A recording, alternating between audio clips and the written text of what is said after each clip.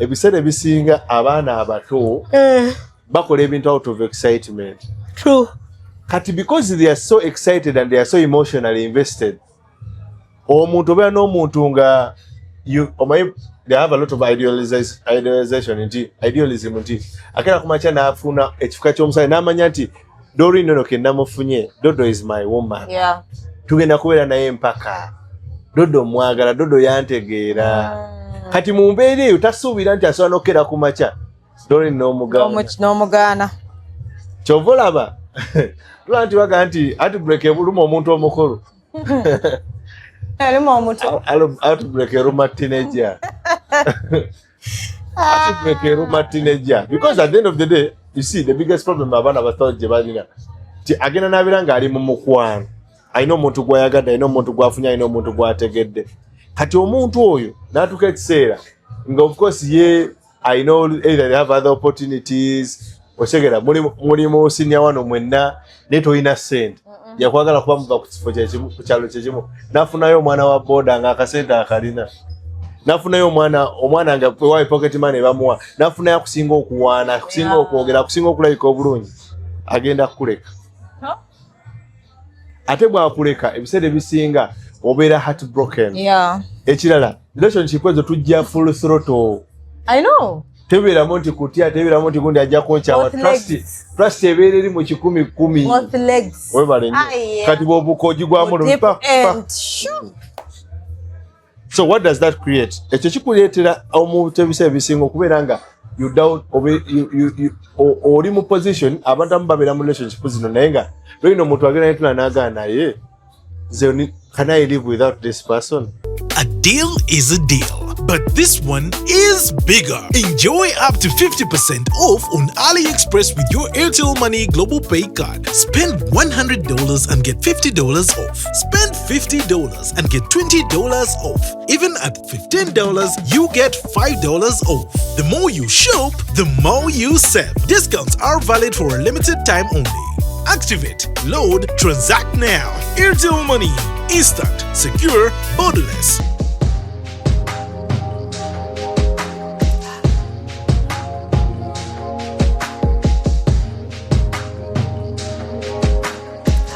Have you ever realized that there is a breast without a nipple? But without a nipple.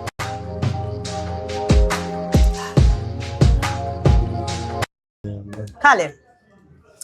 Okay, hi lovelies. Welcome to my YouTube channel, Dorina Sasura. Thank you for liking, sharing, commenting. Back with Abdul. And that time I'm talking yeah, by the way. What we says one of those things we totally different. Coincidentally, yes. Choka the same shot, the same designing nge temutandika echali mu comment section nabiraba never ne kubiwali yoga ne bagamba you people mbu matching things nenga would you do those things? No, I don't really like them. I bitenji ne twambala nga bifaanana. You don't like those? Nembera nga muli duo. Yes. I don't believe in that. Actually, abakazi abamba byagala nnyo ebyo ebintu. It's thinking I'm marking. Bigwa nnyo mu babiyita public display of affection, PDAs. Mulimu ebyo ebintu abantu bakola nkwata mu ngalo, nkwatira ensawo, okyenzigulira olugi ezakatebe bemanya badeka kondo n'okwambala ebifaanagana is part of those things. They identify as a public display of affection. However, ebintu ebisinga ebyo birengera fe abasajja bitukosa tetutera nnyo byagala. Yes. Actually, that day I did not even notice that, by the way. Abantu just oba kashoka abasanyisa busanyisa simaina sabyansobera nenga you people mubi kumasati mubadde ki these two nenga matati soro temunkubya munnange Abdul ayina oluliri lwaba girls nenga yebale kulabika bulungi dore kati yogena kunzijayo lwaki yogera ku bawala boyina lwaki why are you abawala mbalina Because you're Muslim. Ate sina yange sina yange kugulu so list nkyajyongerako. But would you, before we get into our today's topic, would you flaunt someone and go olaba nga checho? I will never do that. Why? Okay, I think I can do a function then pass omuntu, but I think the sikiriza nzowooza omukwano gubeera gw'abantu. I've always told you, Doreen, that people cannot hurt what they don't know. A lot of people kati ngenda ku ekyokulabirako. Doreen oba n'omuntu wo ng'abantu tebamumanyi. Yeah. Naye baagala okupokinga ennyindo yaabwe bamanye gundi oyo amukola atya, gundi amwagaza ki, bikyavaawo n'ebisigadde. Yeah. Kati bw'osanga abantu ffe abali mu limelight okitegeera nti olina TV w'okola, olina radio w'okola n'ebintu bwe bityo. Abantu baagala nnyo, waliwo abantu abalwana okukusuula. Waliwo abantu abaagala okuvugirako ekipiira ku lubuto nti they feel like kijja kukola amawulire singa bakwogerako ebintu ebyo. Kati olumu sometimes enzikiriza nti abantu abasinga omuntu baba tebamanyi muntu gw'oyagala ate kikuyamba na nnyo. Because we have a life beyond the cameras. Okitegeera nti okujjako ng'omuntu oli yayagadde ogamba nti omugjeyo. Omanyi nina akantu kenda kugambako emabega wali. You see, love should be private but not a secret. Love should be oh yeah. I'm getting it is private. Only those people that matter will know about it. Nti for example nti solo kubeera nga bw'oyinza guni yakola birthday ya mukyala we n'atatuyita, ne nayita baganda bange, nayita family yange, nayita mikwano gyange. You understand? No, because I got a proposal. Exactly. So a lot of people that want peace in their relationships, what they normally do, they'll keep it private. Yeah.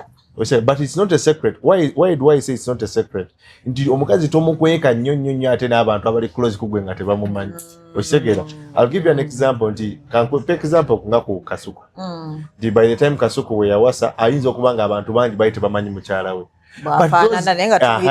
Naye yalinga ayogera gwe bajja kugoba ku kyemisana gwe bajja kugoba ku kyemisana. Kitegeeza ayina abantu specific ngale byali atwala ku kyemisana. So abantu ate bo basanga ng'omukyala bayinza okuba baali bakola ki bamumanyi. So and I think sometimes that is how we're supposed to run our life. Yeah. You can make sure that your life is private, though it shouldn't be a secret. Waliwo omuntu nga mutofu nobira n'omuntu emyaka nga 10 nugenda okimanyi gundi simanyi wabeera, gundi simanyi mukazi we, okitegeera. Yes, true.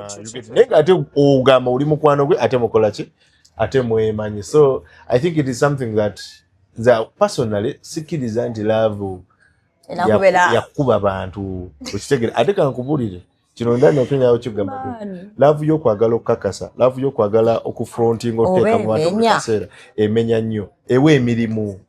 True. Ewe emirimu because buli oli lwassaayo kati ate kimenya nnyo kusaidia mu abakazi because every time a woman does something for love they expect you to reciprocate. You get it? Nti enze wano nakola bwenti gwe nga tonteekayo. Kibula abakazi abasinga bwe bakola ebintu babagala kutubanja. Nze nga nakutimba ku birthday yange gwe nga tonteekayo. You get it? Nze nga commentinga ku bifanane byo gwe nga commenting. Nga kuswaza nga mutandiko yo. Exactly. Kibula nze nkugambirawo munnange ezo ndaba mu comment section nange mbeera muntu wa bulijjo.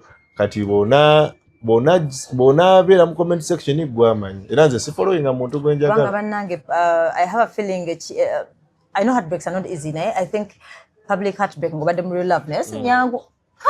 Ate olina ebyokunnyonnyola bingi. Osegere olina ebyokunnyonnyola bingi. Naye kati nze nkugamba kino okimanyi kino olaba abantu era this goes back to people that front a lot of their moments and love and relationship stuff mu mawulire. Every time you present those things onto social media, you get it. You give people something to think about. And you give them the opportunity to have an opinion about what you're doing. Yeah. Because gwo kibaletedde wabalaga ng'owasa, wabalaga ng'okwana, wabalaga ng'oli kwane munu, kati bwe mukyakana lwaki toyagala babeerewo. You get literally we give people liberty. You know, sometimes people are forced not to talk about us because they literally don't know anything about us. You get it? Oyina emboozi gy'oba owulanga naye ogawa sigimanyi bulungi, sijja kwogera bingi. You get it? Naye kati omuntu nze mbimanyi, I've seen a lot of couples here ne bacyankalana ku social media and you find someone ng'ali mu kuboogerako nnyo because ayina reference ze nzijukira ku interview emu ogundi oyo yayogera bw'ati. Relationship tegenda kukola yakolanga bw'ati. Osegera nze nabalabirawo nzijukira ne wali mu kaseera we yakola bw'ati ne bw'ati. Osegera kati mweyo embeera omuntu yenna ategeera ekyo olina internalize nti this was bound to happen because I did this to myself. Yeah. Today's topic, we talk about the young relationships. Yeah, teenage relationships. Teenage relationships. Yeah. Talking about teenage relationships, there's like a video. I don't know if you saw it. I saw it. I think that was 2 days back. It was different. A young couple. I think it's which place simanyi, but you'd see it's a one-roomed house. Nga omufaiso guli wansi, curtain yesazemu, then ayina obuntu obusowaani bwa plastic obuki. Nga yengoye ziri ku kisenge, you know. So I think they had an argument. Omwana ndoza, I don't know whatever happened. Mukana kwata simu ye bwati. Recording. So the chicos, the girls ngokala bakato. Kalinganga maybe 19 or 20. Nekakwata akambe. Nakwata nakalaba. Nga nika gamba buli kyentaddeko essente zange. Nasala ebikopo. Nasala nakagoni. In fact, the boys try to be sarcastic. Namugamba nti by the ako kagoni wandibadde ojja keetaaga. Bwoba nakoka ng'akati nokutuwandika yamugaa kalinga okalese ogato okasaze ogati notuwandika asaze oyinza okkeetaaga. But me, first of all, I applauded the guy for being calm. Yeah. Do you know what it means? Like, I'm trying to build myself. He was calm, but you see, there was also one element that he did wrong. Omuntu mumbera bwetonga akutte akambe. It is not good to be provocative. And don't be sarcastic. Yeah. Because your sarcasm might be interpreted as somebody who is trying, they might be triggered into doing something bad. You get it? So, yes, he did. Kale omanyi abasajja naye muli abaalumwamu kisegeera naye I think ebiseera ebisinga it's even better to walk away. Yeah, true. You get it? Because omuntu yenna nga akutta akambe omuntu akutte ekissi oba any weapon asobola okukola ekintu kyonna. Oyinza okulowooza nti oli mu byakusaagasaagamu awo. Okisegeera, but I also looked the girl looked young. And that's what I'm saying. So that's what I'm saying. Like when you talked about teenage relationship, nenjukira neyo like of batandika bayina excitement. Yeah. Buto, like what is happening? Is too much. Of course. Do you know, like these guys have even made us they've made dating lose meaning, they've made sex lose meaning. They have actually they've made us fear. Actually buli relationship basically zitandikire. And the reason why I think it is also very important for us to address this thing, I think there is also another video I saw. Boyfriend challenge? Boyfriend we yali akoledde ki? Ng'oli akugamba omuwala sikana gamba yangamba osimanya biki naye tompaako. Simanya biki. It was a boyfriend challenge. Namugamba one time once your boyfriend said exactly. Now those are the things that's why we need to. At that age, I was still a virgin. Naturally, there's something I think you've seen in the past. What was the video wedding abutambula nadala mu holiday but what natutuka mu holiday.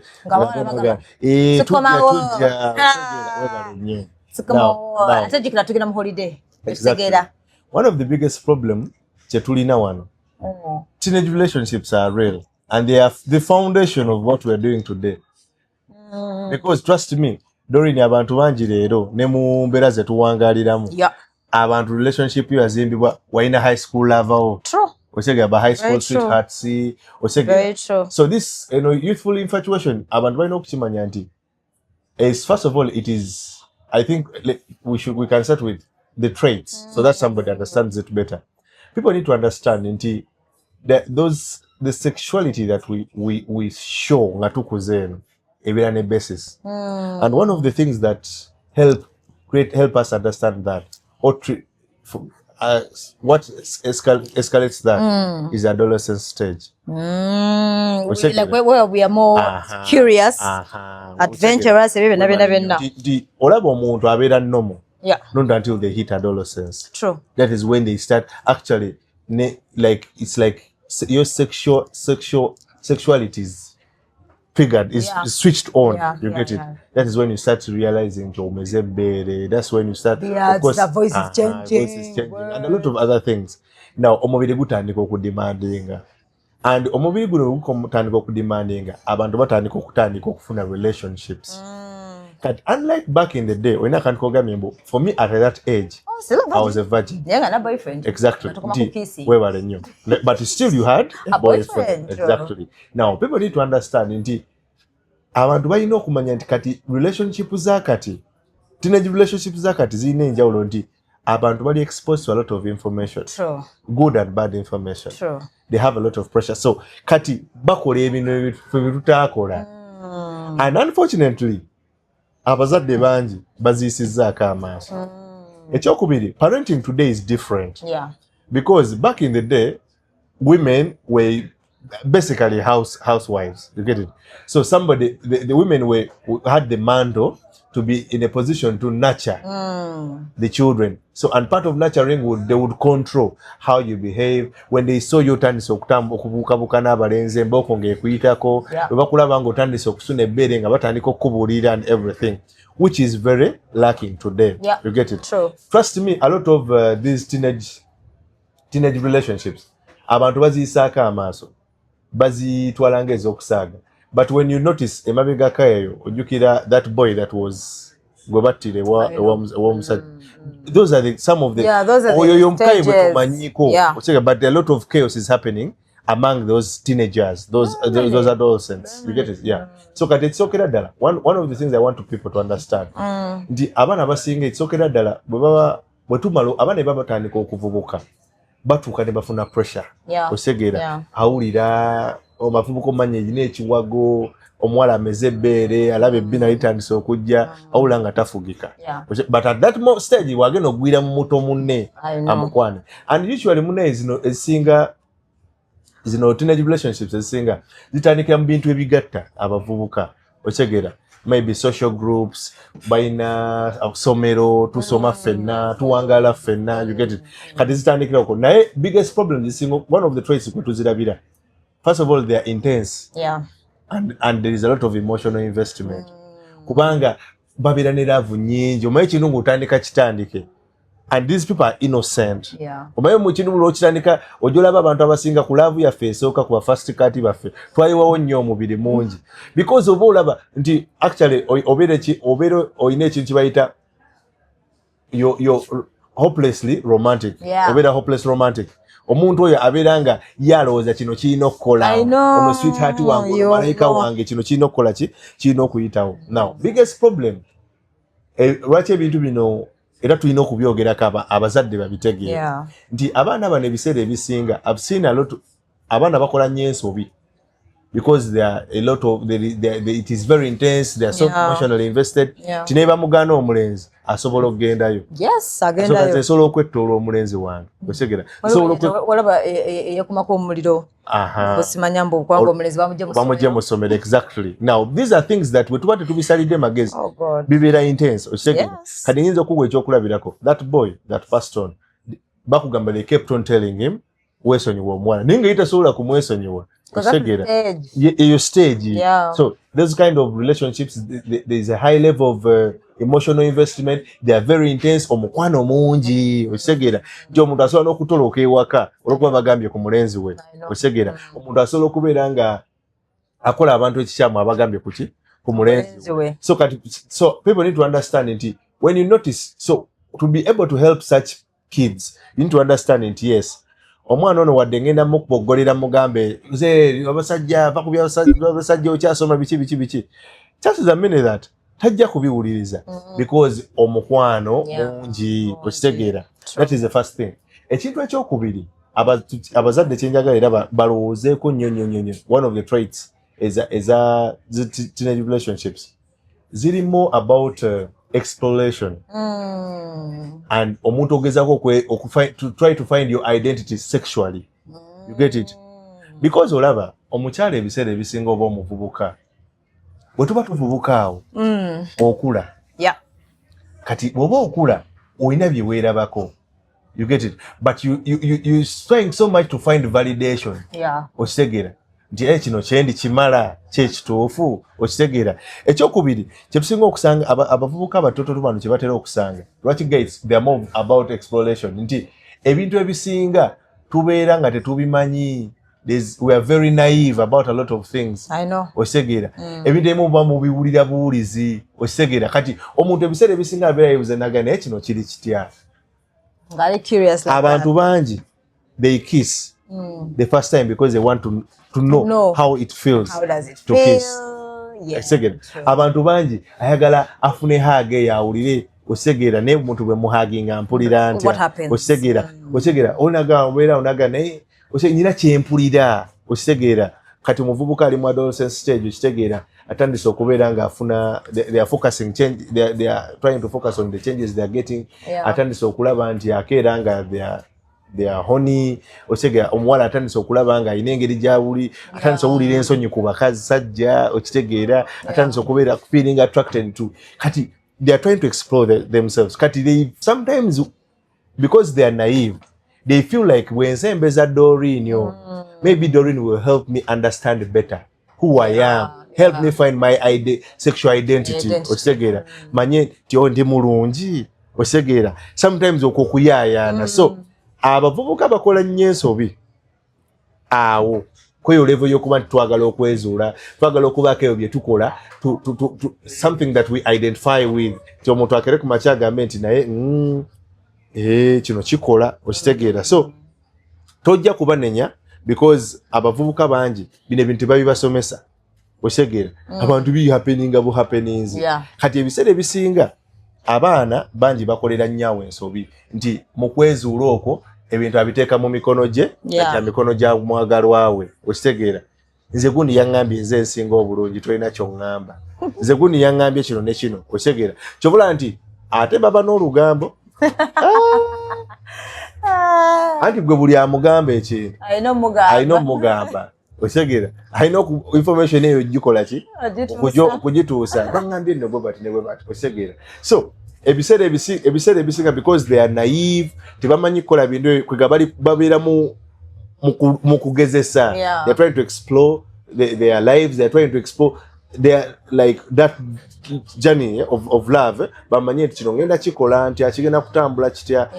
And trust me ekyo ki bakolerawo ensobe nnyingi okitegeera. Kati abazadde abasinga obuzibu tulina bwe buno nti abazadde bangi mulivinga mu dinaayo. Bakugamba omwana we ayagala gundi oyo owoza omwana wange muto okitegeera tasobola kubikola okitegeera. Ate abazadde abamu ne mwebuuza n'amagezi okimanyi omwana w'omuntu mukulu okitegeera n'omulaba nga abuukabuuka n'omwana wa neighbor naye n'okita n'omulaba nga abuukabuuka n'omwana olina nze ndabika abazadde bangi ne babayita ne babagamba dodo omwana wo twamusanze ne gundi mu ddoomu okitegeera. How can you say that about my kid? This is a young man. He's a very young boy. You cannot start telling my boy, what's your work? Bana abaana bato. Tatuleko ne mukwano gwe. Abazadde babikole. Yes. Oli abayina kyakolezi kyalabye. Abaana bo balengera. Sawa yonna. Bayinza okubaako kye bakola. Naye kati mu abazadde mubeera mu bawolereza. Olowooza omwana wange era ngenda nensanyukira nnyo akasinga ebimu ku bisinga era okunsesa. Abazadde bangi munnaayo akeera ku makya ne bamugamba omwana wo nno gamba omwana wo ave ku muwala wange n'abuuza n'agamba yo owuwa ayagaza ki owange okitegeera. Because they do not want to believe and embrace the fact that these teenage relationships actually do happen. Nze ngenda kugamba lwakuba nti abantu tebaagala kukikkiriza naye abaana bangi bafuna embuto ku myaka 16, 15, 17 n'obulwadde nga tebabakutte. But because they are engaging in relationships n'abantu abakulu n'abato bannaabo okitegeera. So people need to understand nti kino ekintu kya teenage relationship tetusaana kukiyisaako maaso. It is something that is very important. It is something that is really happening. Ekirala, one of the other traits abantu ze balina okutunuulira bamanyi usually there is a lot of peer pressure and visibility. Lwaki ngambye ekintu ekyo peer pressure enejje etya nti nze nzijukira twali nga tuli mu senior 1 nga tugenda nga tutemamu embiina naye kati nga bw'otemamu embiina we mubeera yonna gye muba muli mu bukava somero gye nasomera baali balina ddoomu gye bazimba kati nga twambuka eyo waggulu mu ddoomu gye bali mu kuzimba etannaggwa of course matimanyi temuli tagenda kujjayo kati nga bayinza okuba basomesanga music era frijja kusoma music no dodging kati nga mubeereyo abavubuka twabanga nabo doora abakulu ng'omuvubuka asobola okunyumya ekintu nga gwe tekinnakutuukako nobeera curious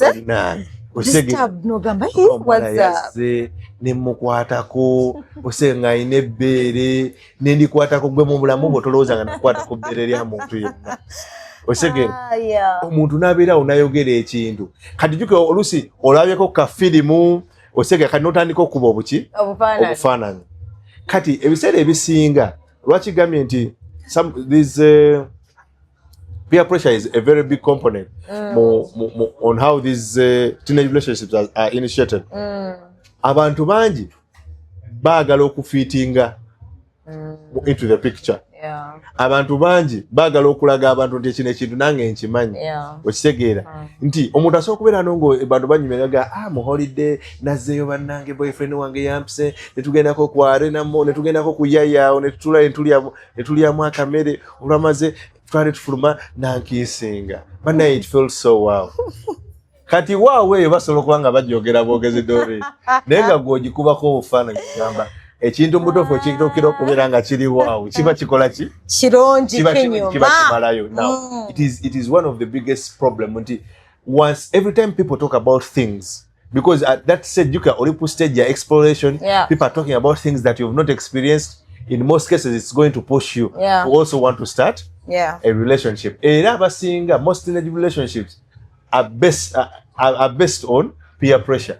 You're dating someone because naye gundi akwagala tomulaba engeri gyakutunuulira osegera beewandikidde obubaluwa ngambira mukwano gwoyo nti namutegeera nkolera kino ne kino kalina muganda wo okitegeera kasisita kako obulwenkalaba osegera mulimu n'abantu nti Dorini olina mukwano gwo bw'oba ojja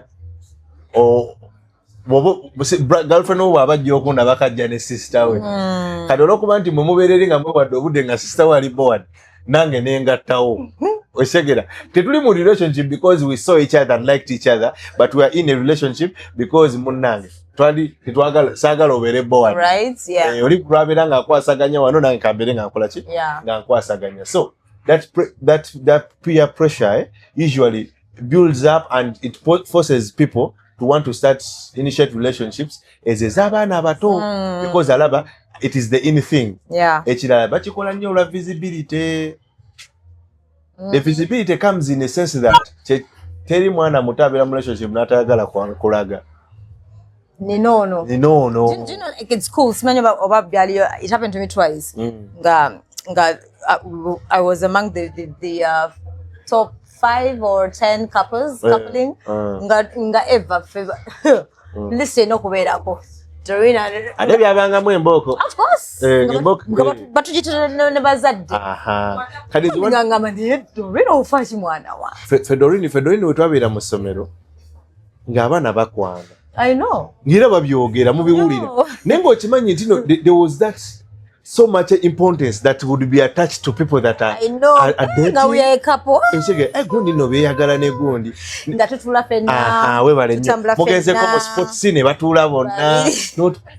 Binengeri gibyavimbisanga abantu abo nga bitukwasa obujji. Ofiringa nga gwatawera, ofiringa nga gwatale mu kifo kituufu because you seeing these other people. Bali n'abantu bebakola ki bebaagala. Nothing would even happen.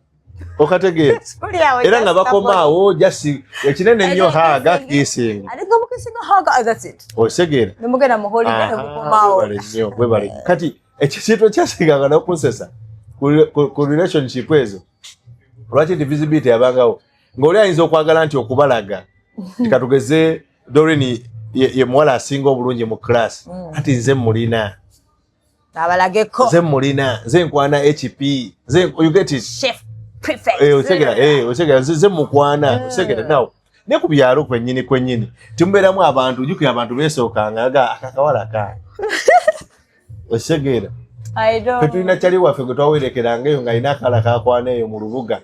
Naye nga bwe tugenda ffe tusigala eno kabalaza. Dole ensiri zaalumanga. Ngamulenzi oli akwana akantu. Omuwala we yali abeera nga waliwo oluzzi. Naye nga bwe babeera batudde eri kabalaza, kajjuke abamu mubeerawo nga mulabiriza osegere.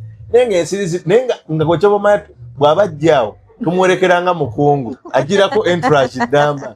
Because we would feel like he's an achiever. Right? He has done something that we cannot do. Osegera.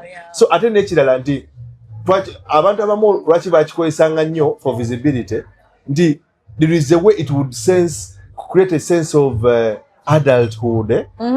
Omanyi nti omuntu nga bw'atandika okukwana there is a way gye yeerabanga ye mukulu nnyo ku mmwe.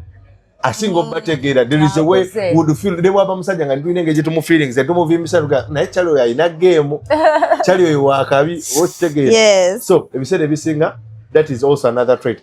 Trait endala abantu just jagala bateekeko nnyo essira.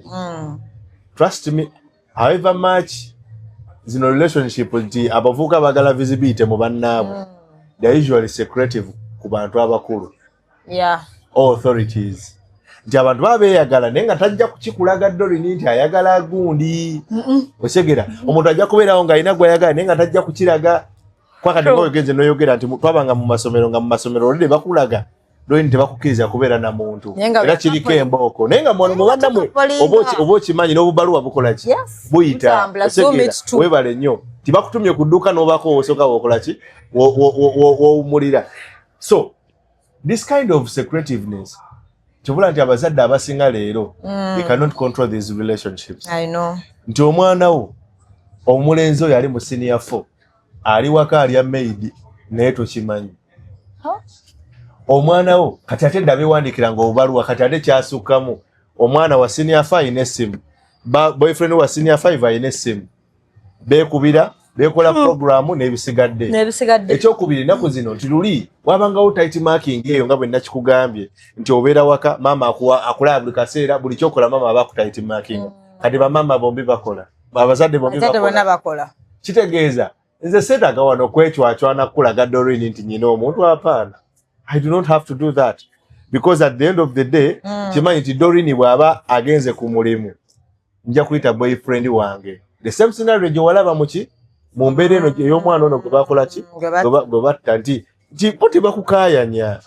Kyobulaba abantu I saw a lot of people trying to blame the man naye kati obeera otyawo nga muwalawo alina omusajja nga tokola ki nga tomanyi. Ababana bagezi they are very secretive ku bantu abatono kwakati gwe ku muntu atakifaako oba the person that is not concerned you're gonna see it but at the back of your mind you're like basoma bonna baana abato bonna osegera kumba abaana boyita abaana n'ebintu batandika ddokola ki okulya osegera kwanza wentunulira omuvubuka ateekeddwa okuba nga yali alya ate ekisinga okubeera ekibigambi nti kati ng'engeri abaana bo gye beevuga speed nti bw'omuntu bw'atandika okulya aliira ddala osegera because oli mupya osegera oli mupya ku kintu so abaddu biki byonna exactly so kati buli kimu oba oyagala kikola ki kukikwasaganya ate oba tolina pressure because the relationship abantu tebeesaba ssente.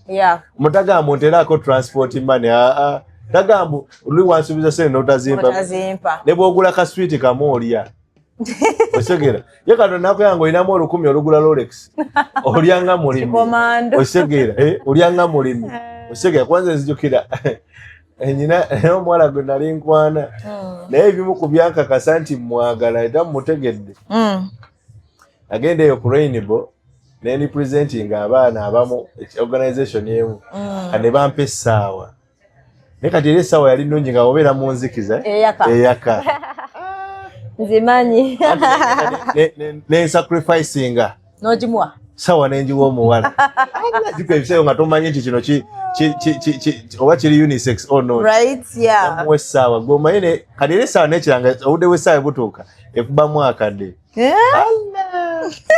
omwana muwa essaawa nti efamire yonna kolo nentegeera okugjako maama andi nga olwajja oli yakuwadde essaawa omuvubuka oyo akwaga osegera tetuvudde nga tutona osegera kuva dda nga tutona osegera so people need to understand nti ebiseera ebisinga that also happens. Ekirala abantu balina okumanya Doreen these relationships are usually short term. I know. lwaki ziri short term. Do you know, like in most cases, I've noticed most people are saying that I want to go yakuja kwa fertility. Literally 90% of nayo. Of course. Zikujuka zetusokerako. N'ogamba ne bakubuuza lono kasimanyi gyali. Anti kabaka olaba isi tutuula ne tufumiitiriza. Netuga nakola ensobi z'obuto. Osegere? Yeah, those mistakes of the youth that we make. N'omutulaga tiyalina mulungi. Osegera. Obalwa kuba nti okuba yali boola w'essomero. Osegera. Bano okuba yali osegera. Okimanyi tulina mwagala lwakuba Doreen yali amwesimbyemu. Osegera ajja kulaga ku Doreen. Osegera yatukwana lwakuba nti yali omugezi mu kibiina. You get to realize nti zibera short term because ebiseera ebisinga kati ngenda ku ekyokulabira ko mulimu abawala leero ng'omukwana ku ssomero nga laavu yamweberawo ku ssomero nga wodde waka ate waliyo James azoganye waka. Osegera kakitegeeza laavu ya James eberawo mu holiday go kusomero n'okwasaganya. Lwaki ziri short lived ebiseera ebisinga nti muli baana bato. I know. Muri bana bato soka ziri passive in nature kati mwe community nga nyero libwakera kumachana ganchi tadde because abano kubuka they easily jump kuba kono kenda kula tebatwala ki tebatwala budde exactly. They are not so much emotionally invested. Whatever. Biggest problem abawala abwe bato gye basinga okufuna era lwaki gaye nti zibera short term di mama wayinza okera kumachana agamba mwemanyira ku ssomero ana agamba eri essomero liraba togenda kuliddako tugenda kukyusa kitegeeza girlfriend wo gombade naye mu kibiina ebikomye mama wakedde ku macha tata wage mugenda kusenguka girlfriend wo gombade naye ku kaalo ekibuli abiba bikomya okati obina genda kisugu atofune baki balala ekitali wano ngale tukuze ndi unewemba nga ndi kibuli nyakulire kansangu kitegeera so yes so kati it is also one of those things that happen nekira lwaki era zibeera short term ebiseera ebisinga nti omuntu aba ali mu kwezuula kati abantu jukira omuntu ng'ali mu lugendo lw'okwezuula taba na stage ayisaamu eggaali abalubyanza because ajja kubeera naawe ng'akulaba oli mulungi naye akizuule nti gundi ono wadde mwaga naye mumpi bw'oyagala abakazi abawanvu tolina kyovaako okitega agende ng'akwagala kitaga omwana ono okusinza lwe namulabyeko vibe tekiggwa neetagayo omuwala omweru okitega so those are some of the traits but kyenandiyagadde nnyo era lwaki nayagadde nnyo twogere ku nsonga bwe bubi obuli mu bintu bino the dangers exactly trust me one of the biggest dangers is teenage relationships. They are a threat to emotional and mental health. Do you know, like that's why we get to see a lot of suicide situation happening. Nola omwana ngagambye lyesomero siriddako, nola wango omwana agambye aze esomero lyantama, you get it. Ngenda kugamba ekintu kino. Zino teenage relationships. Abantu balina okumanya nti ebiseera ebisinga abaana abato bakola ebintu out of excitement. True. Kati because they are so excited and they are so emotionally invested. Omuntu obeera n'omuntu nga they have a lot of idealization idealism nti akera kumacha naafuna ekifuka ky'omusale n'amanya nti Doreen ono ke namufunye Dodo is my woman. Yeah. Tugenda kubeera naye mpaka Dodo mwagala Dodo yantegeera. Kati mu mbeera eyo tasuubira nti asobola n'okera kumacha Doreen n'omugaana. Kyova olaba tula nti waga nti heartbreak ebuluma omuntu omukulu. Heartbreak eruma teenager. Heartbreak eruma teenager. Because at the end of the day, you see, the biggest problem abaana bato gye balina ti agenda n'abeera ng'ali mu mukwano. Alina omuntu gw'ayagadde, alina omuntu gw'afunye, alina omuntu gw'ategedde. Kati omuntu oyo n'atuuka ekiseera nga of course ye I know either they have other opportunities osegera muri mu senior wano mwenna ne toyina ssente yakwagala kuba muva ku kifo kyekimu ku kyalo kyekimu nafunayo omwana wa boda nga akasente akalina nafunayo omwana nga wa pocket money bamuwa nafunayo akusinga okuwaana akusinga okwogera akusinga okulabika obulungi agenda kukuleka ate bw'akuleka ebiseera ebisinga obeera heartbroken. Ekirala relationship ezo tujja full throttle. I know. Teberamu nti kutya, teberamu nti gundi ajja konchawa. Trust ebeereri mu 10-10. Both legs. Webale nnyo. Kati bw'obukoji gwamu lupa.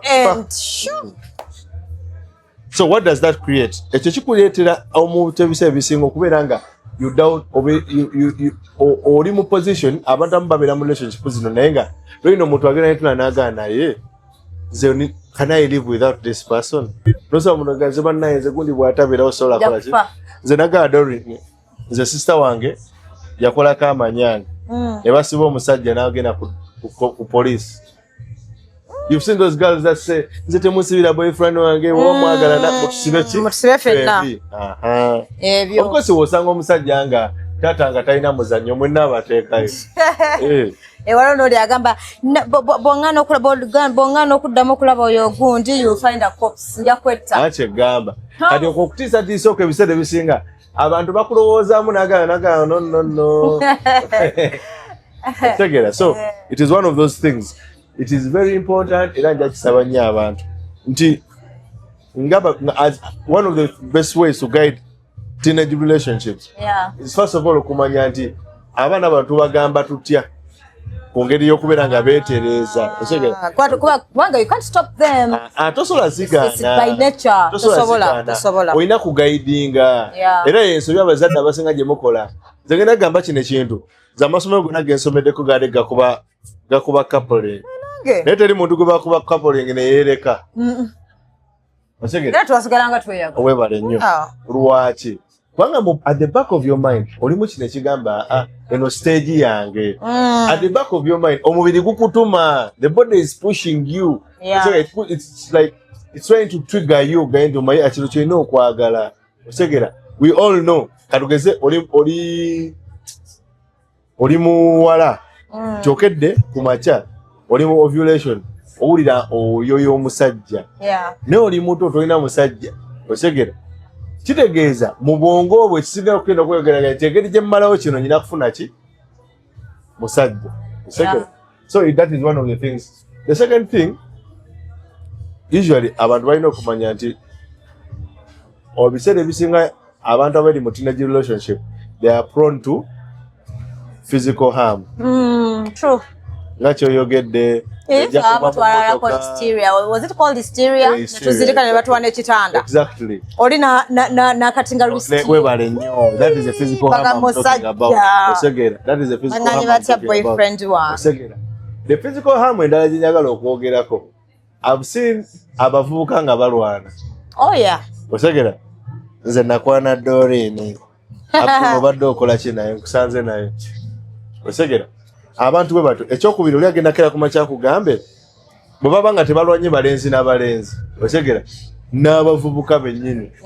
Osegera. Abavubuka bennyini oyinza okusanga ng'ali mu kulwana n'omuwala. Nakusanze ne gundi okola ki ne gundi because that high sense of entitlement. Osegera. Nze oliddemu wange biki by'okola. Osegera. Osegera. Osagala mukazi osegera. Either nakusanga n'omulenzi n'alwana naye oba nakusanga gwe kennyini naye n'alwana nawe. Nakuyisaamu epi. Osegera. Obeera otya n'omuntu omulanga you know you belong to me. Right. Oli muto usually omuwala omuvubuka ali 17 omuwala ali 15 kati yaawulira nti kimukakatako kubeera ng'akola ki akubulira ekyokukola. Osegera. Trust me ezo relationship kwegyo emyaka zibeeramu obuvuyo bungi. Zibamu obuvuyo bungi zibeeramu and they live baleka omukulu ogutali mulungi. Wakati omuntu asobola okutuuka ekiseera n'agamba njagala omuntu wange yes. Osegera. Naye singa tukera ne tulwana kitulekawa. Kwega kireeta n'essale ki? Attention. Omuntu akutuuka nagala nedda. Nedda. Omuntu ono we've seen it. Nosanga kati olabeza ataka zitwale twogerako wano. N'owulira akaana ng'akaana kakugamba tujja.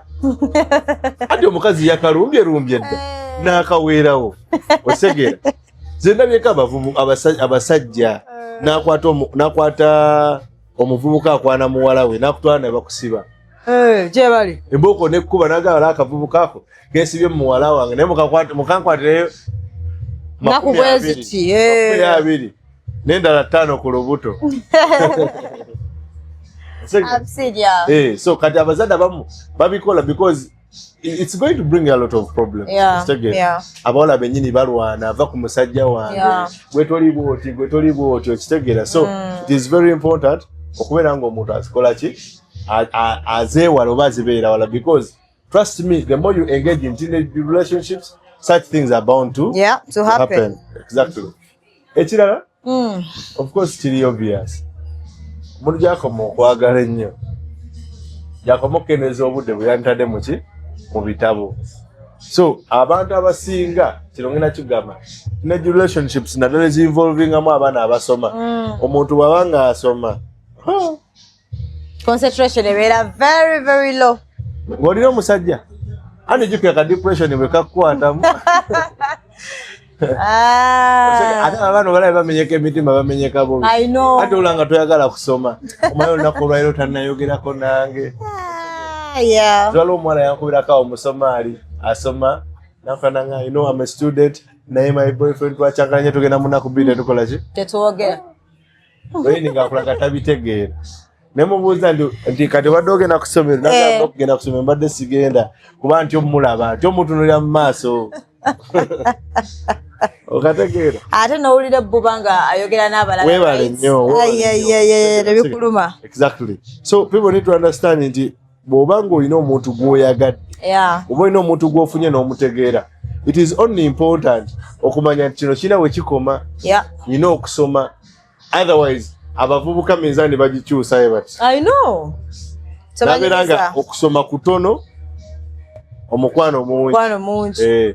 Nze nzikalawo ebiseera when we were growing up ng'omuntu obeera mu mukwano mungi nnyo nga muntu gw'oyagala baba tasomye nawe olunaku terukutambulira bulungi, ebibuuzo bibeera bingi ansa ntono osegera. So it is important nnyo dolina amatokera ku makya ne weeteeka mu position egamba munnaye omusajja wange omuvubuka ono wadde mwagala naye ate nnyina okusoma osegera. So kitta focus ne decline mu performance y'omwana because you're focusing so much on the relationship. Ye leero ogenda obeere nga wa dating wa serebu w'essomero olina serebu osegera azanya ku school team abo balumya emitwe osiiba mu ddomu osiiba okaaba. Omuntu yandibadde asoma ebitabo oli mukukula bitabo okuwandiika bubaluwa bukola ki okusonyesa munnange so it is very important omuntu okukyakinoleginga era n'akimanya osegera omuntu bwe weesiba nnyo ku bintu ebyo kyanziramu ebigenda kukusuula academically osegera.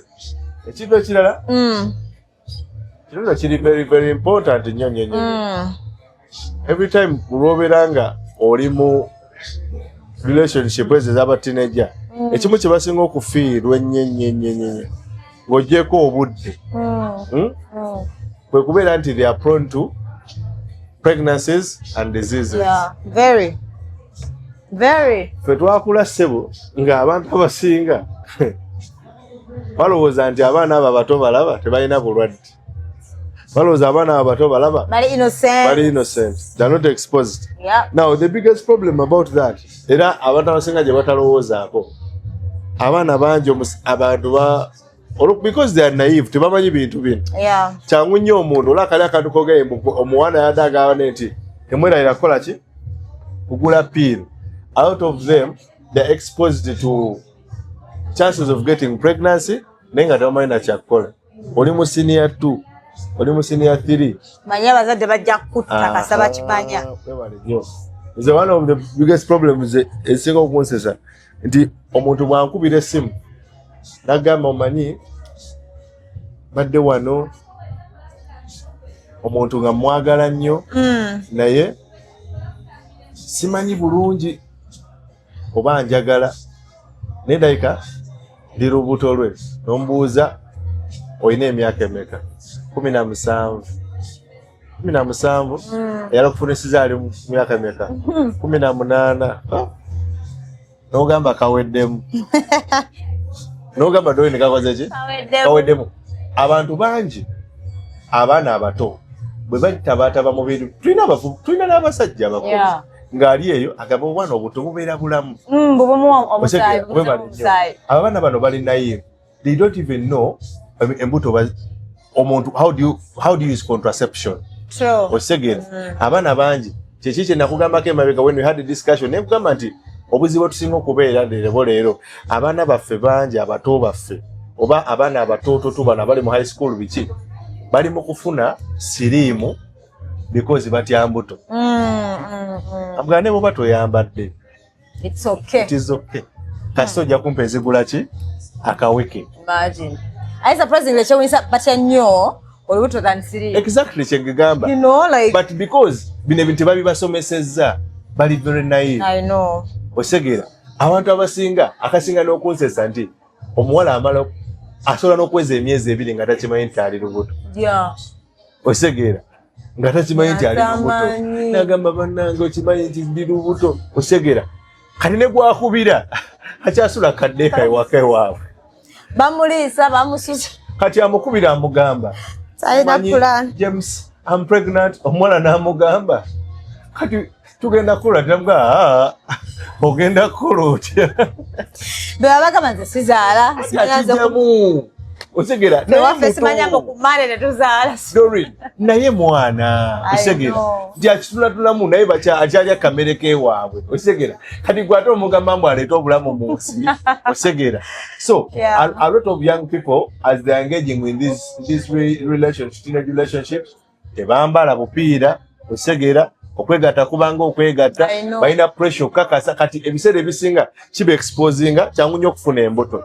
Ekyokubiri abaana bwe bati kyangu nnyo okufuna ebirwadde UTIs, STIs ne siriimu nga mwomutadde osegera. Kwajjukira oli mu myaka 15, 16, 17 ogenda oyimirire oddwaliro osaba obupiira okitya osegera. Ogenda ogula ogamba muntu nti Dorin kukute ku mukono tugenze ku kakliniki twekebeze. Otyanga omusayinza babuza ne kati mu myaka gyamwe mwekebeza mugenda kukola ki? Bala bagakondo bogula ya kimwana muwala oli muto. Kategedde omuntu akulaka ine myaka gye tegirina kukola ki kugula bupiira. Naye lwaki bino ebintu bina tubyogera nti abazadde bambi besulideyo gwa naggamba. I know. Osegera. I know. So kati abaana bano babeera mu zino gundi chances are many nti omwana agenda kufuna olubuto, chances are many nti omwana agenda kufuna endwadde z'otamanyi. Osegera. Ate ebintu bino oluusi muna ebyapeninga n'osanga nga bagaye mutabani wo yafunisizza maidi olubuto. Bw'olowooza obaleka muto na muto waka. Osegera. Twine naye tuleeta ba maidi waka, maidi yakulira mu kyalo. Embuzi bagitwala wa myaka 14. Naye nono omwana wo. Najja wa 16. Nagwa mu mutabani wa myaka 15. Namuonoona. Basiiba waka. Tulina amasimu ennaku zino ebintu babiraba byonna nga ebyagala because lately the unfortunate thing is that abaana bali exposed. Yeah. Osegera abaana they are exposed to things. Kati omwana abeerawo ng'ebintu amaze ebbanga nga abiraba. Abadde alaba ebintu okumala akaseera. Very curious. Bakikola bwe bati, kino bakikola bwe bati. Kati bw'otuuka ekiseera Dorini oyagala okumuteerawo embeera omugamba tokola ate kagere abaana beewunza abo. Abasinga most adolescents and teenagers bagenda kwewunza yeefule ntalina kyamanyi. Ale n'abantu abakiisinga atunula eri akulage nti wali kigenda mu maaso. Kumbe in actual sense buli kigenda mu maaso akikola. So people need to understand nti abaana baffe nga tukyabagayalirira tumanye nti this is likely to happen. Osegera. This is likely to happen. Abaana bagenda kubeera mu position ekola ebintu ebyekigwagwa. Abaana bagenda they are going to be misled into doing things ebiyinza okubeera nga bibaviiramu okubeera nga bonooneka because ffe twabakola ki tetwabagayalira. Akantu akala kengenda okusembyayo some of the dangers of these teenage relationships abantu abasinga ze batalaba nti olumu creatinga attachment egenda okusumbuwa abantu nga bakozi. How? Ekisookera ddala okimanyi nti leero tuyina abantu leero nga yeetamwa relationship because yagenda ew'omuvubuka munne n'amurepinga Yeah. There's a lot of traumas happen. Aba bavubuka bato bakuba amavivi Doreen. Osegera. Bamugambye ekiwala ekyo kukimalako obulungi miraya akaweke. Namina bayagura nojja akulese ku kaziga ate ogaana omukola ki okumukolako. Osegera. Doreen abawala bangi leero abaana bangi nga yayagala omuntu first cut we mu ssomero high school lava we namutamya laavu. Because you can again love way so can one passive but it is intense in nature. Very. People are so emotionally invested. Kati osanga omuntu nga yagamba nze love yange yakoma mu ssomero. Ng'okirabanga akyogera asaga but omuntu oli yamwagala. Osegera yamutegeera osegera naye omuntu oyo n'atamubeera kyakola ki kyeyali asuubira. So kati mweyembeera tulina okukimanya nti as we are doing all this abantu bangi relationships nyingi bakaringa traumas nenga bazijja mu high school relationships zaabwe. People are broken because they were rejected. Osegera omwana yamukyawa n'amuswaza ku parade, omwana yamukyawira ku kantini n'amuvuma osegera yali muvubuka osegera nga muto ne bamukuba embokolo z'abakazi. Mutima kuba kolo n'akuwa n'akyawa baki abasajja bamukuba emboko z'omukazi kyokka omukazi gwe bamukubira emboko n'afuna olubuto lwa kyali omulala. Osegera ababa ne ba experinga webale nnyo bamu abazadde ne banyiga n'ataddamu webale nnyo Doreen oli wano Doreen omuwala bakubye emboko ku parade olulwe bakususpendinze oddamu okumuwuliza nti ate ka boyfriend kako okukyalo kamufunisa olubuto no feeling nti oli oli disappointed. Get it? So abavubuka abasinga when people are engaged in teenage relationships of course they are curious, they want to explore things but mumbere yo kwagala ku exploring ebintu ebyo a lot of things biba happening ako because mulimu abavubuka bangi zinalabako edda waliwo akabala bakaitanga choto laughter zao nalabako abaana abangi nga bakola ebintu olaba boyfriend baabwe. Osegera era ngenda kugamba ekintu kino nti abaana balina emize. People adopt a lot of habits mu eyo age. Nosanga omuvubuka ng'anywa shisha because girlfriend wamunywa. I've seen a lot of girls that do weed, never smoking the weed. Osegera because omuntu gwayagala akikola. Osegera tulina abakazi lero betusanga Doreen n'omusanga nga yeekubako tattoo ya boyfriend edda balina engeri gye balinga beekuutakuuta n'obubiriiti. Osegera mpaka akatima n'atekanga akatima oba netekako initials. Osegera n'atekako NA dodo. Osegera Doreen Nasasera. Osegera webale nnyo. A lot of young kati osangera n'omwana omuto saawa zino ng'alina ebintu bingi byali mu kwekolaakola. Osegera because boyfriend wekyo kyakola ki kyayagala. My boyfriend wanted that. Osegera osanga munagamba naye ondabikira bulungi ng'olina no speed olina omusanga awummudde. Osegera now some of these things bwe bibanga ebintu ebitambudde bulungi bireka they create lasting bonds. Osegera nobeera ng'ekintu ekyo buli okitunula ogamba kale oluvubuka luli lunasooka okwagala kale netekako initials zaalwo. Okisegera so abantu ekyo bakibeera bakikola ki. So people need to understand nakala era akagwa mu gundi yemu eyo. Leero tulina relationships nyingi ezoonoonese olwaba ogi n'aba obbi. Omanyi Doreen osobola okubeera ng'olyawo naye nga waliwo ogi yeesibye ku relationship yo. Osegera awoza dodo namwagalako nga gwe tomumanyi dodo yo tweyagalako nnyo. I see people nga beesanze mutambuza n'obulamu olina n'omwana naye olw'okuba omuntu yazoganyaamuko omuntu mu senior 5 ne byateerya kati ayagala kuddamu okugulawo chapter ndala addemu akwatemu. Kamba bulire aba ogi ne ba obbi bangi bali mu kuteeka obunkenke ku ki relationship zammwe because they feel like balina ebitaggwa. Osegera because usually some of these relationships are short term. Kyogenze mu ssomero tamu emu okwanyeyo omuwala temuzzeemu kweraba. Right. Kati bwe mumala okutuuka ekiseera nga temuzzeemu kweraba omuntu ono akusanga mu bukulu agane Doreen twakomawa ate nga usually those no when again relationship was omukwano gubeerawo abantu bano twanguwa obba w'amatu kubanga ogamba twolina we twatambuza naye tekyaguka bulungi muzuukuse memories webale nnyo so ekyo kintu kikulu so those are the few things I can talk about it okujjako guidance gyenjagala okuwanza abazadde guidance esooka gyenjagala okuwa abazadde ekisookera ddala we need to do a lot of sex education. Let's not shun away from it. I don't know Let's not shun away from it. Bino ebintu by'okugamba mbu nno abantu lwaki sijja kubuulirira mwana wange ebintu by'okugamba mbu sijja omwana tannatuuka kumugamba bintu ebyo oba muyinako ensonyi trust me buli lwosula obwo buvunaanyizibwa bino ebintu omwana agenda bifuna ku mukwano gwe bino ebintu omwana agenda kubifuna ku mikwano gye nga ebamunnyonnyola nti kono bagikozesa bwe bati.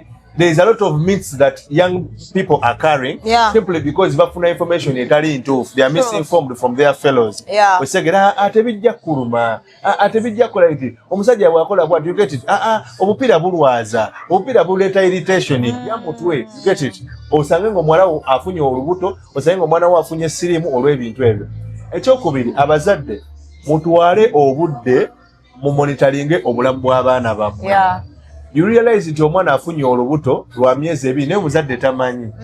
Newankubadde tuli mu environment eri chaotic, tuli mu environment ey'okunoonyaamu akasente. Have time for your children. Leka abaana bammwe babeere nga basobola okubeera nga omwana oyo asobola okubeera nga omumonitoringa from a distance tomano ga naye gundi ono atandise okubuukabuuka nnyo amaaso gamuli mu ngalo osobola okubeera nga obaako ky'omugamba. Ekyokusatu abazadde kyembasaba abazadde mbadde nsaba mu mutima mulungi mulage abaana bammwe laavu omwana muwaaneko. Doreen abakazi abaana abasinga abaana bammwe mu masomero bali mu kubalya because omuntu amuli mu muwaana nga bw'alina akabina ali mu muwaana ng'engoye bwe zimunyumira amunyumira nga bw'alina ebbeere osegera banoonya validation mu bantu abalala. Omwana mumanyize omuga nti omanyi yes you're beautiful but you see a lot of young men are going to tell you this but let it not shock you. You're beautiful. Baina agenda, you know. Baina agenda. Bajja kwebaka naye kino kye kijja okuvaamu. When you normalize things, I've seen a lot of girls bebalira ku ice cream. Osegera. Bebalira ku pizza, bebalira ku Rolex. Nenjagala nkubulire. Ngenda kugamba kana akantu. You cannot impress omwana w'omugagga. Oba omwana w'omuntu. Omuntu nge ekintu akiri ewaabwe. Tosobola mu impressingira mu mmere. You cannot impress a guy omusajja oli omuvubuka oli anjagala ngwira ice cream. You cannot because abadde kwegamba lwaki njogedde ekintu kino abaana abamu bambi bagenderera abavubuka bano because balowooza be balina omukwano. Mumanyize abaana bammwe bawaana mumanyize abaana bammwe balaga omukwano such that tebayaayaana. A lot of young girls make mistakes because balina omuvubuka oyo abagamba nti ensi you're the most beautiful woman in the world. Osegera naye omuvubuka kugamba you're the most beautiful woman in the world talina na passport tafulumangako na mu Kampala tagendangako Brazil kulaba nti oba wali abakazi aba daga you're the most beautiful woman in the world. Osegera so kino kyenjagala okugamba abazadde twemanyize okugamba abaana baffe nti baana bano bakola ki balabika bulungi n'ekirala kyengenda okusembyayo bw'oba ng'omwana wo omulaba atandise okubeera nga alina ebintu byakola by'otategeera tetugaana baana relationships zino tuba guiding because this is what I've realized Doreen. Buli lw'ogamba omwana nti ekyo ekintu tokikola kibi agenda kikola naye nga sikuladdayo webale nnyo omwana mulage let's create clarity. Omwana mugambe nti omanyi yes manyi okuze oli mu adolescent stage manyi okuze olina feeling oyagala omuntu it is not bad. Chobola abantu abamu bogenda mu family ezimu osanga abazadde abamu nga basobola okugamba invite your boyfriend invite your girlfriend. Lwaki? Because when you invite that person and they get to know them first of all bagenda mutu noli abamaye bagenda muti abono yemakula nnyo sawa yuno mwana wafa amujjamu empale bagenda kutunula bagambe Abdul ono okusenga bwe tumulaba mwana wa ddiini wa mpisa osegeera ajja kusobola okubeera neki n'omwana wa phone. They will even guide you people babagamba awo manyi tetugenda babeera bakambwe naye bino ebintu olabe mba mukola mumekinga sure nti temusala line eno Yeah. because muli bato your priorities kwegamba omwana aleme kulaba ng'omuzadde atamanyi mwana kyayagala. Yeah. Like your kid does not look at you as your enemy, but they look at you as someone who knows what is best for them, who wants the best for them, and you're willing to guide them towards what you think is the best for them. Yeah. Because abaana bangi olaba Doreen, abazadde babakambuwalira nakola ebintu nga tomanyi nabeera n'omuvubuka ng'amukwata. Let me tell you, a lot of teenagers are being raped by abavubuka naye nga tajja kukugamba. Omwana bamukutte ejjo yandibadde ajja n'akugamba ne mugenda n'ofuna peepu takugambye. Nebano bakojja baabwe bakojja Exactly. So kazini baani webale nnyo osegera abavubuka bangi bakozesa abaana bammwe osegera mwana wa 17 kazini wa 17 olina akanako ka 15 14 akeebakako naye takola ki tekakugamba because kakutya ebintu bino mubifudde nnyo nti bitiisa omwana tasobola kwogera ku sex wooli tasobola kubuulira kyawulira okitegeera. So let's learn to embrace what our kids go through. Let's learn to embrace that this is a stage in life. They will experience this. How best do we put ourselves in a position to guide their safe navigation of these relationships? How do we help them? Baberenga bakola ebintu bino under guidance bitambule bulungi. Ne bwe batokisiimye toleeta nnyo obukyayi buli toleeta nnyo gamba ekyo kikyamu nja kukuba nkutte omwana gwe obukabuka n'abalenzi nze nja kukuba nkutte anti ogenda okulaba omwana myaka 16 atolosewa ewaka because gwe omulemesa olulenzi lwe. Osegera so Ndowoza byenyinza okwogera ku teenage relationships naye ng'abantu bagezeko nnyo okubeera nga bengeginga abaana bw'oba tosobola kwengeginga mwana wo nga gw'olina ensonyi. Bakansalas gye tuli aboogera n'abaana okitegeera tusobola okwogera n'abaana bammwe enewe oyinza osobola n'okunkubira essimu n'oŋŋamba omanyi Abdul nandyagadde okwogera n'omwana wange naye njogera ntya naye ku nsonga bwesi I can guide you. So they can follow you on Twitter. Basobola okunoonya ku Twitter, ku Instagram ne ku TikTok ne Facebook goyisa Abdul White Collar. Osobola okunoonyako n'ennamba yange eri 0700 30 0757 826666 noonyako tukoleyo ka session. Thank you guys.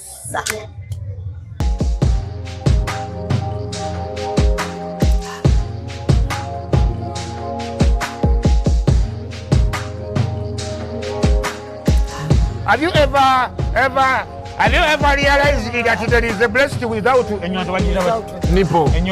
But without a nipple.